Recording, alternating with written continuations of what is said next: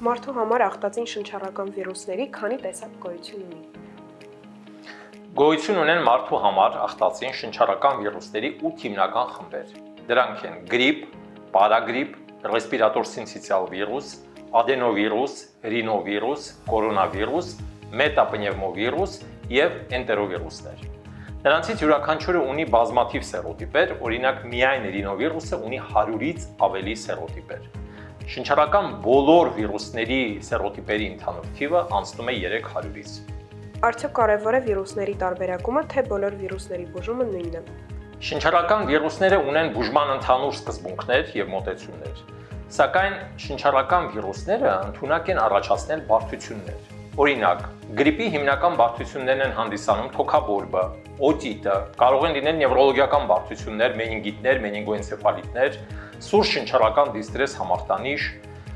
միոկարդիտ եւ այլն։ Կորոնավիրուսին, բացի վերաթարակված գանգատներից, բնորոշ են նաեւ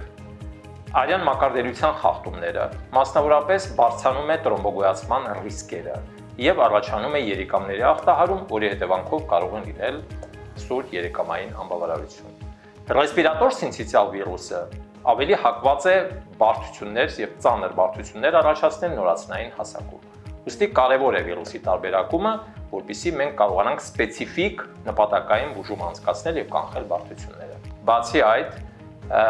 ներկայումս լայն տարածում է ստացել մեր բնակության շրջանում, մասնավորապես գրիպի վիրուսը, H3N2 շճատիպն է, այսպես կոչված հոնկոնգյան վիրուսը, որը հայտնի է որպես թռչնի գրիպի մի տարատեսակ, այն ընդունակ է բերել տարբեր քրոնիկ հիվանդությունների ստացման, մասնավորապես սիրտանոթային հիվանդությունների, սրտի իշեմիկ հիվանդություն, սրտի անբավարարություն, հիպերտոնիկ հիվանդություն, բրոնխիալ ասթմա, թոքերի օբստրուկտիվ քրոնիկ հիվանդություններ, երեխաների մոտ կարող է բերել լարինգոտրախեիտների կեղծ կրոպի առաջացման, նպաստել նրանց սրացումներին։ Ուստի իհարկե, հատկապես թիրախային խմբերում վիրուսի տարբերակումը շատ կարևոր է։ Ինչպես է կատարվում վիրուսի տարբերակումը։ Քանի որ վիրուսները շնչառական են, վիրուսի տարբերակման նպատակով կատարվում է քիթ ըմպանից քսուկի վերցնում եւ